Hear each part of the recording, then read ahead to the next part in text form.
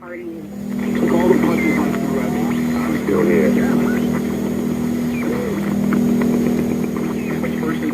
negative impact of population growth is becoming appallingly evident.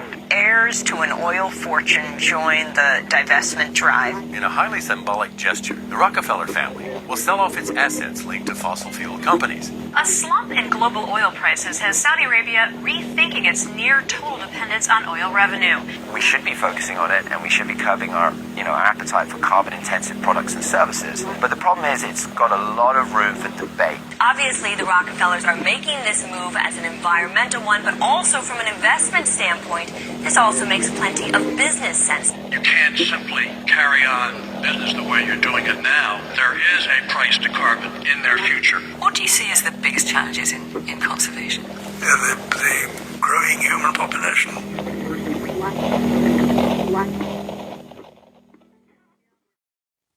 At the dawn of the 20th century, a new international order was emerging, one founded on oil. And by the end of the 20th century, that order was firmly established. Heating, transportation, industrial power, plastic manufacturing, pharmaceuticals. There is no facet of modern life that is not, one way or another, dependent on oil.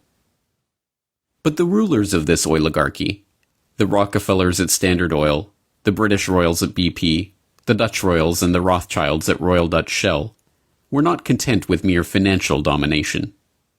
The power that came with their near-total monopoly on the world's most important commodity was enormous, and they had no qualms about using that power to remake the world in their image. As we saw in How Big Oil Conquered the World, the impact of the oligarchs has been breathtaking. From the education system to the medical profession, from the Green Revolution to the Gene Revolution, from World War to the Gulf War, oil money has been used to shape every aspect of the world we live in. With the rise of the petrodollar in the 1970s, even the international monetary system itself rests on oil. But now, in the 21st century, it seems that the old order, the oil order, is finally coming to an end.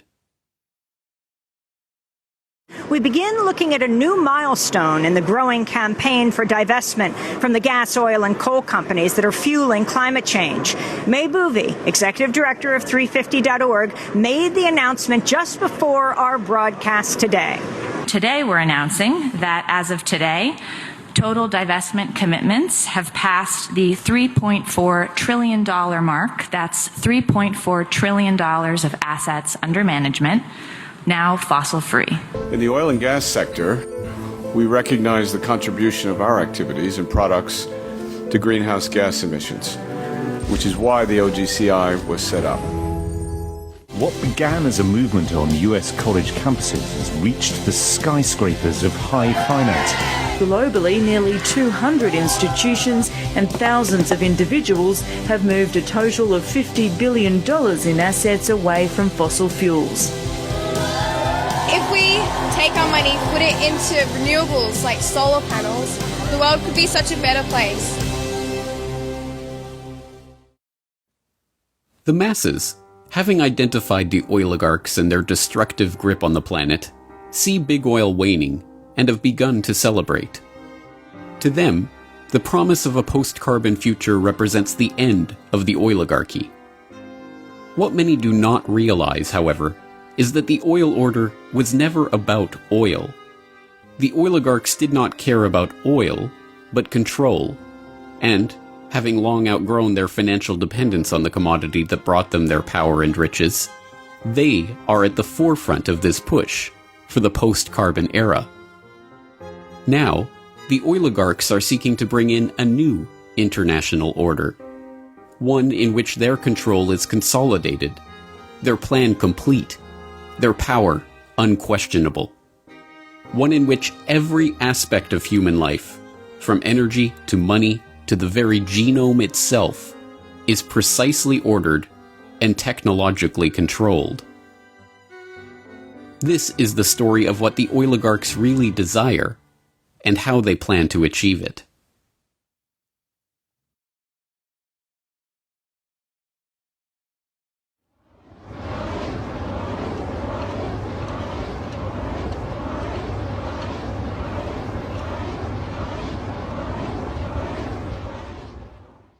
Dhaka, 1963. It's a day much like any other in Dhaka. The streets are crowded, dirty, squalid, smelly, and absolutely swarming with people. Lying in the streets, coiled in the gutters. Into that swarm of people steps a most unlikely figure. Wearing his drip-dry suit and hugging his briefcase, he sticks out from the crowd. Surveying the scene, he shakes his head ever so slightly before remarking, half to himself and half to his traveling companion, "Well, that's the problem, isn't it?" It's a scene that has played itself out many times. A Western tourist overwhelmed by the bustling crowds of the Indian subcontinent. But this was no mere tourist passing time on his holiday. This was John D. Rockefeller III, grandson of oil baron John D. Rockefeller. And, armed with the unimaginable wealth, power, and influence that his family name bestowed on him, he was on a mission to do something about the problem of overpopulation.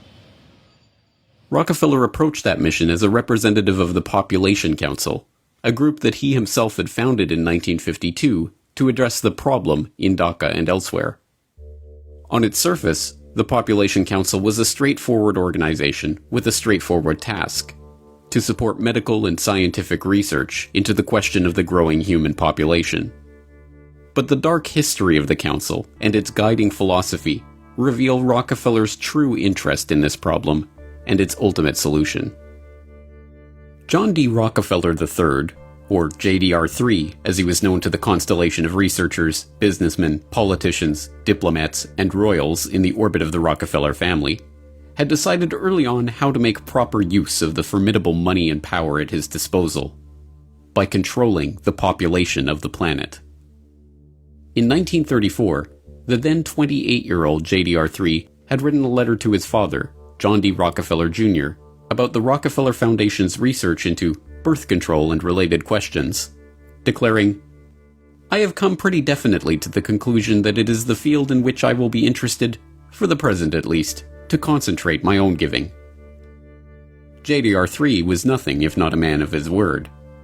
After commissioning a Rockefeller Foundation fact-finding mission to Asia to report on the threat of the growing Third World population, he organized a conference of the top medical and demographic researchers of the era to discuss, as the very title of the meeting termed it, population problems. From that meeting emerged the idea for an organization, the Population Council, to guide the development of the burgeoning field of population and fertility research. JDR3 personally donated $1.35 million of his own money to found the council and provide its initial operating expenses. Like his father and grandfather before him, Rockefeller had learned to use philanthropy and largesse as a mask for his true intention: control. But that mask slipped when he penned a draft of the council's charter revealing the organization's true purpose. The council, according to JDR3, would promote research and apply existing knowledge to help develop such changes in the attitudes, habits, and environmental pressures affecting the life of human beings, so that within every social and economic grouping, parents who were above the average in intelligence, quality of personality, and affection will tend to have larger than average families. Thomas Perrin, the former Surgeon General of the United States and Council co-founder, warned against including such a blunted mission in the Council's mission statement. Such questions arise as the following, he warned. Who is to determine the parents who are above average in affection? Also, who would decide the persons having better than average personality? Frankly, the implications of this, while I know they were intended to have a eugenic implication, could readily be misunderstood as a Nazi master race philosophy. I have, therefore, recast this paragraph. The line was dropped from the final version of the charter. In truth, however, that sentence had not been written by JDR3 himself. Instead, it had been copied word for word from the back cover of Eugenical News, the central publication of the American eugenics movement. This was no mere accident. Frederick Osborne, one of the co-founders of the council and its first president after Rockefeller stepped down in 1957, was also the president of the American Eugenics Society. When the Population Council was founded, both Osborne and the American Eugenics Society he directed formally moved their operations into the council's New York office, with the Eugenics Society now taking its funding directly from Rockefeller's Population Council grant. The Population Council was the Eugenics Society under another name. Eugenics. This was the guiding vision of JDR3 and the Rockefeller family's philanthropy. A vision that cast the Rockefellers and their fellow oligarchs as superior families, fit by very virtue of their wealth and success to guide the course of world events. The power to determine who was fit to breed and who was too poor to pass on their genes. Eugenics is basically a movement among the elite to eradicate what they deem the inferior classes, and that's the inferior social classes, racial classes, ethnic classes, more or less everyone who isn't up to their standards. And after eradicating those classes, what they aim to do is genetically engineer themselves to such a high level that the remaining population that they permit to exist beneath them will never have the power to overthrow them, essentially, the end of history. So the term itself was coined by Galton, and it essentially means well-born. The idea is kind of a mix of a bunch of ideas that were circulating around the 1850s. So if you go back to, say, Mendel was studying hereditary characteristics in pea plants, and he was able to determine that certain characteristics were being passed on and that these things could be determined and essentially predicted. And also at the same time, now you have Spencer, who's talking about the survival of the fittest, with the same kind of idea, the same thread running through there, that there are genetic characteristics that exist that would make one species, one plant or animal more fit than another and more capable of surviving. Also, of course, you had Darwin's work at the time, Origin of Species, and kind of maps this process by which genetic material is passed along and evolution results through this process. So Galton is essentially taking all of these ideas, and he was kind of known for observing and identifying patterns. And what he essentially did was started to come up with this concept, this idea that through studying human characteristics, they could, if they chose to, breed superior human beings. Obsessed with breeding and family heredity, the eugenicists believed that it was not merely physical characteristics like weight or height that were determined by one's family line, but social characteristics like intelligence or conscientiousness or even criminality. If you were poor, it's because you come from poor stock. If you're criminal, it's because your family line is criminal. And if you're a Rockefeller or a Rothschild or a royal, you are rich and successful because your family was destined for fortune and success. The pseudo-scientific trappings of this 19th century eugenic philosophy may have been new, but in fact the idea is as old as human civilization itself. People have always been taught to believe that their rulers are special, a class apart, members of a family specially chosen to rule over the masses. Whether literal descendants of the gods, like the pharaohs of Egypt or the emperors of Japan, or members of families specially chosen by God to reign over their kingdoms, like the monarchs of Europe, the right to rule over others was something passed down through family trees. The commoners, meanwhile, knew their place. Not being born of royal blood, they entered the world as serfs, worked the land for the benefit of the noble class, and, if they were lucky, had children of their own to repeat the cycle for another generation. But the breakdown of medieval feudalism gave rise to a newly wealthy merchant class. The development of the scientific method challenged centuries of religious dogma. The spread of Enlightenment philosophy led to the toppling of monarchs and the rise of democracy. and the Industrial Revolution paved the way for the rise of the robber barons and the creation of vast new family fortunes.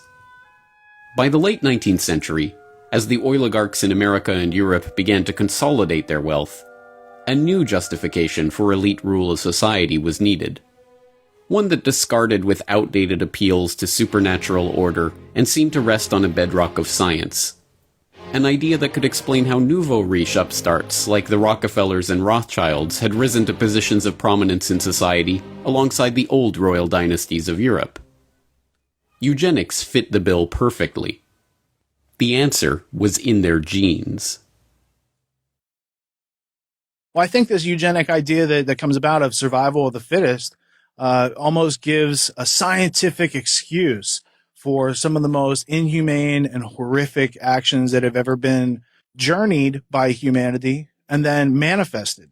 So the idea of controlling people through controlling reproduction and reproductive capability and access to mates and stuff like this is an idea that's thousands of years old. So eugenics, when it came around, in a strong form in the late 1800s, where you've got people like the Darwins, the Wedgwoods, and the Huxleys, specifically T.H. Huxley, Thomas H. Huxley was known as Darwin's bulldog. So these ideas of eugenics really take on, a new life of their own at the end of the 1800s, and coming into the 1900s, these ideas were embraced by the same families that were these robber barons that were being funded by the Rothschild banking network. Also the Fabian Socialist Society, which again had a lot of the same movers and shakers as these people who were higher ups in the British Empire. So when it reared its head in the 1920s and 30s and these forced sterilization campaigns, whereas, if they felt that you had a low IQ or that you had some congenital disease that would be passed on, that you didn't have the right to marry and have children. Eugenics, of course, was pseudoscience. When Galton and his fellow travelers began developing the theory, the identification of the actual mechanism of heredity, including genes and DNA, was nearly 100 years away. Instead, they used catch-all terms with no definition like feeble-mindedness to diagnose poverty or criminality, claiming it was caused by defective germplasm. They used phrenology to try to determine the physical expression of alcoholism or low intelligence. Even the most famous works of the eugenics era, like Henry Goddard's study of the Kallikak family, were roundly discredited and even repudiated by their authors. It's 100% pseudoscientific. It's absolutely arbitrary. The characteristics that they're looking for, something like feeble-mindedness, is something that is not only not scientific, it can essentially be described in any way that the person who is observing wants it to be described. So feeble-minded could mean that maybe you stutter, so then you're feeble-minded. Maybe you're shy, so you're feeble-minded. Maybe they just don't like the way you act, so you're feeble-minded. But the idea was an infectious one. Like all the most enticing pseudoscience, it explained so much with so little effort. It appealed to the vanity of the researchers, usually hailing from successful and wealthy families themselves, and it gave an excuse for social engineering on a scale never before dreamed of.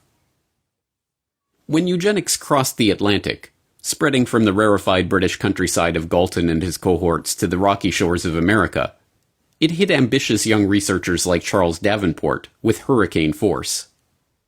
A Harvard-trained zoologist who had grown up in a strict, puritanical family of New England Congregationalists, Davenport's authoritarian father was obsessed with genealogy, tracing the family tree all the way back to his Anglo-Saxon forebears in 1086. When the younger Davenport discovered Galton's writing while working in a biological laboratory on Long Island, he found his purpose in life. As he later told the American Breeders Association, which became an important ally in his eugenicist cause, "Society must protect itself. As it claims the right to deprive the murderer of his life, so also it may annihilate the hideous serpent of hopelessly vicious protoplasm." With the proselytizing fervor of a religious convert, Davenport concocted an ambitious idea for furthering the eugenic cause: the creation of a eugenics record office to register the genetic background of every single man, woman, and child in America and eventually the world, so that every person could be categorized by their family line and assigned a genetic rating. Once completed, those with the lowest eugenic value could be eliminated from the gene pool. So the idea of eugenics makes its way to America, lands in the lap of Charles Davenport, who approaches the Carnegie Institute for funding. And on the Cold Spring Harbor Laboratory, they set up this essentially an institute to study eugenics. And this eventually evolves with some Harriman money into the Eugenics Records Office. So between this initial institute that's set up at Cold Spring Harbor and then the Eugenics Record Office, which is also added to that, you're talking about millions and millions and millions of dollars of funding that's put forward to go out and investigate and find the inferior germplasm. Basically, that's how it's often described. The Rockefeller Foundation's initial contribution to the Eugenics Record Office, a mere $21,650, was a small sum, but it came with clear benefits. Not only the institutional infrastructure and the personnel of the foundation and the prestige of the Rockefeller name itself, but the promise of increased support as the work advanced. And as always, the Rockefellers were true to their word. Rockefeller Foundation researchers like William Welch, the founding director of the Rockefeller Institute for Medical Research, sat on the ERO's board and helped direct its activities. The Rockefellers also provided funds for specific research, like a $10,000 grant to survey New York's Nassau County for the eugenically unfit. And it created sister organizations like the Bureau of Social Hygiene, which cross-pollinated research and researchers with Davenport's own laboratory. John D. Rockefeller Jr. especially showed an interest in Davenport's work right from the start. They kept up a regular correspondence on a number of eugenics issues. In January 1912, when a plan to institutionalize mentally deficient female convicts to stop them from having children was floated, the young Rockefeller heir wrote to Davenport for his thoughts on the scheme. For his part, Jr. declared that, "This plan seems to me an immensely important one. It points out a scientific way of escape from the evils which our courts are intended to correct, but in reality only increase." After Davenport responded that the plan would only work if it included a eugenical screening of the convicts, Jr. contributed $200,000 to found just such an institute. The Institute of Criminology in New York was administered by Rockefeller's own Bureau of Social Hygiene and staffed by workers trained at the Eugenics Record Office. Fueled by the support of America's rich and powerful, the field of eugenics transformed from the quaint hobby horse of a few mad scientists into the social cause of an entire generation. Economists, politicians, authors, activists. By the 1920s, everyone who was anyone was extolling the need to eradicate the germplasm of the lower stock. Marie Stopes, the celebrated family planning pioneer who founded Britain's first birth control clinic in North London in 1921, railed against hordes of defectives, calling for the compulsory sterilization of those she deemed unfit for parenthood. Tommy Douglas, now venerated as a hero in Canada for his role in founding the nation's healthcare system, submitted a master's thesis to McMaster University advocating that subnormals, defectives, and morons, like those with low IQ or physical abnormalities, be isolated on a state farm or in a colony where decisions could be made for them by a competent supervisor, and called on the government to certify mental and physical fitness to stop the unfit from breeding.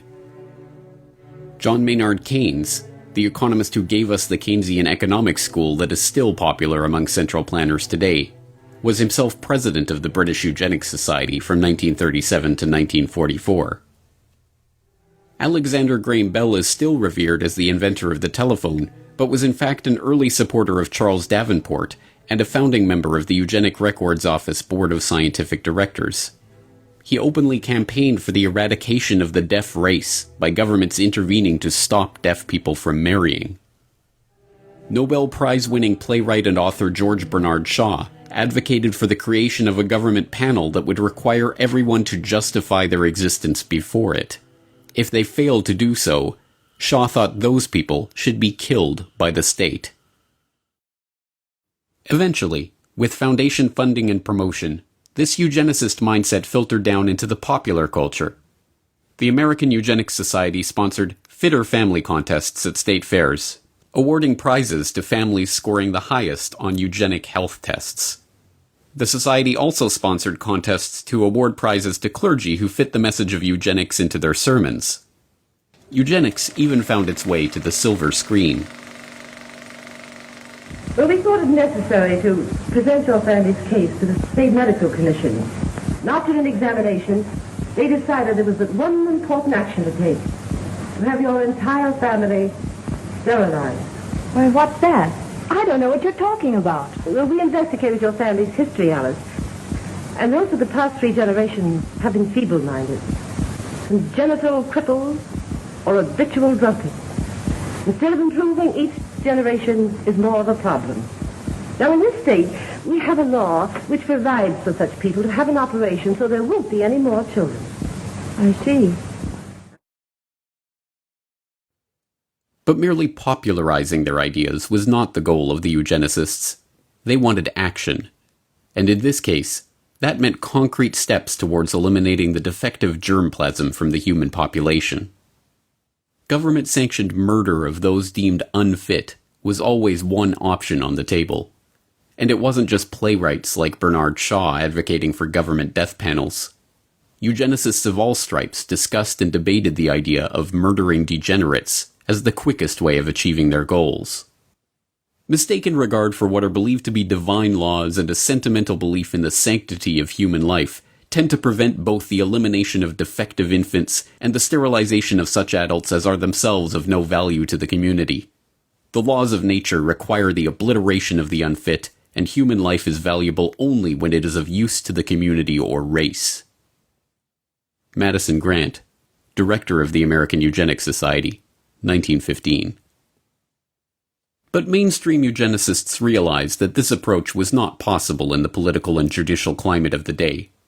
As Henry Goddard noted in his infamous study on the Kallikak family, for the low-grade idiot, the loathsome unfortunate that may be seen in our institutions, some have proposed the lethal chamber, but humanity is steadily tending away from the possibility of that method, and there is no probability that it will ever be practiced. Instead, they would have to turn to the other option, the more politically acceptable solution for stopping the undesirables from breeding: forced sterilization.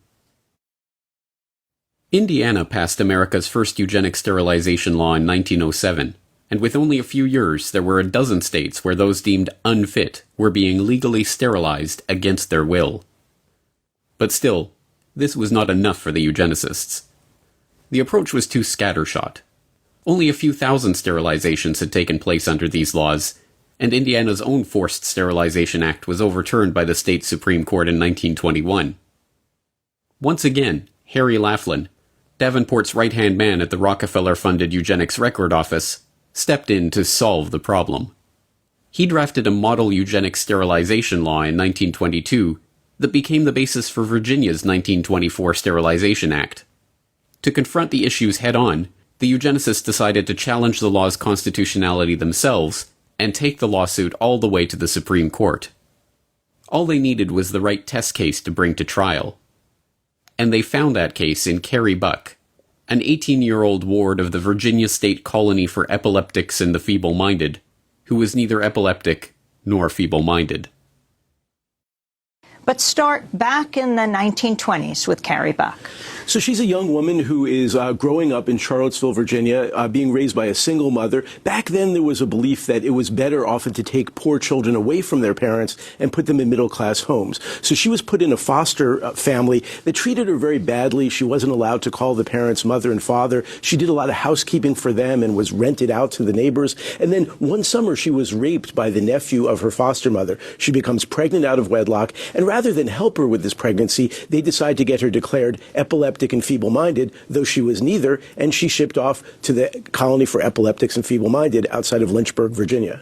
And what happened to her there? So she gets there at just the wrong time. Virginia has just passed a eugenic sterilization law, and they want to test it in the courts. So they seize on Carrie Buck as the perfect plaintiff in this lawsuit. So they decide to make her the first person in Virginia who will be eugenically sterilized. And suddenly she's in the middle of a case that's headed to the U.S. Supreme Court. The case was a sham, concocted merely to get the Supreme Court stamp of approval on the issue of forced sterilization. Buck's independent counsel was in fact Irving Whitehead, one of the founding directors of the colony that was pushing to sterilize her, and the man who appointed the director that was pushing for her sterilization. Buck herself was not feeble-minded, nor was her mother, nor was her daughter, Vivian Buck, who Carrie bore as a result of being raped and who was declared feeble-minded as a baby because, as a social worker testified during the trial, there was a look about it that is not quite normal. But just what it is, I can't tell. None of these facts mattered to the Supreme Court. Presided over by former President and Chief Justice William Howard Taft, the court voted 8-1 in favor of upholding Buck's forced sterilization and the constitutionality of the Virginia eugenics sterilization law itself. Writing the decision was one of the most famous and venerated justices in the history of the court, Oliver Wendell Holmes Jr., himself a eugenicist from the so-called Boston Brahmin sect of the hereditary East Coast establishment. In his decision, Holmes justified the forced sterilization of those like Buck by calling on the government's right to vaccinate the citizens against their will. It is better for all the world if, instead of waiting to execute degenerate offspring for crime or to let them starve for their imbecility, society can prevent those who are manifestly unfit from continuing their kind. The principle that sustains compulsory vaccination is broad enough to cover cutting the fallopian tubes, he declared before infamously concluding, 3 generations of imbeciles are enough. And with that, the floodgates were opened. New laws were enacted, and old laws revised to comport with the Supreme Court's decision. Forcible sterilizations, taking place in a covert and low-key manner before, were now reported with pride. A few thousand individuals sterilized against their will became tens of thousands. The eugenics era, brought into being by the immense fortune of the Rockefellers and their ilk, had arrived. And with the aid of a very dramatic push by the Rockefellers, it was about to go international. Beginning in November 1922 and increasing throughout the 1920s, the Rockefeller Foundation began a series of grants and fellowships to German scientists. Equivalent to millions of dollars in today's money, these fellowships transformed the German scientific establishment, devastated in the wake of World War I. The Foundation's money found its way into the coffers of the Kaiser Wilhelm Institutes, a series of scientific organizations that included an institute for psychiatry and an institute for anthropology, human heredity, and eugenics. One of the main beneficiaries of this Rockefeller largesse was Ernst Rudin, a head researcher at the Kaiser Wilhelm Institute for Psychiatry and a key architect of Germany's eugenics program under the Third Reich. Rudin co-edited the official rules and commentary on the law for the prevention of defective progeny, which was passed on July 14, 1933, less than 6 months after Hitler was appointed interim chancellor by President Paul von Hindenburg. The law, like the Virginia law that the Supreme Court upheld and led to the sterilization of Carrie Buck and tens of thousands of other Americans, was modeled on Harry Laughlин's model eugenics sterilization legislation. It formed genetic health courts which could mandate sterilization of defectives in 8 different categories: the feeble-minded, schizophrenics, manic depressives, sufferers of Huntington's chorea, epileptics, those with hereditary deformities, the blind, and the deaf. Alcoholics, a 9th category, were to be optionally added to the list, with a caution against inclusion of ordinary drunkards. By the end of the year, 62,400 Germans were found unfit to breed and sterilized against their will. By 1945, that number had reached 400,000. In the 1940s, that eugenics program was to expand into euthanasia under the Action T4 program, resulting in over 70,000 children, senior citizens, and psychiatric patients being murdered by the Nazi regime. As the dust settled on World War II, the name of eugenics became synonymous with the Nazis in the minds of the general public. The eugenicists, outraged, knew that their work could not continue any longer under the name of eugenics. But that didn't mean that it couldn't continue. So after World War II, you don't hear about it anymore as eugenics. What you hear is molecular biology and these sorts of colloquial terms that were developed by the Rockefeller Foundation, which was one of the families primarily in America that was helping to fund it in America, in Britain, in Germany, who also funded Hitler during that time. So there's a lot of overlaps between the people who were actually out there funding genocide and the people who had ideas about culling the population and population control and sterilizing people. And these ideas go on and permeate society to this day. As American Eugenics Society co-founder Frederick Osborne wrote, "Eugenic goals are most likely to be attained under a name other than eugenics." Thus, he moved the American Eugenics Society into the offices of John D. Rockefeller III's Population Council, becoming president in 1957. The Rockefellers and their fellow oligarchs had for generations felt themselves to be stewards of the planet, protecting it from the rising tide of the genetically inferior. They were not about to give up that quest. They would simply have to package it under a different name.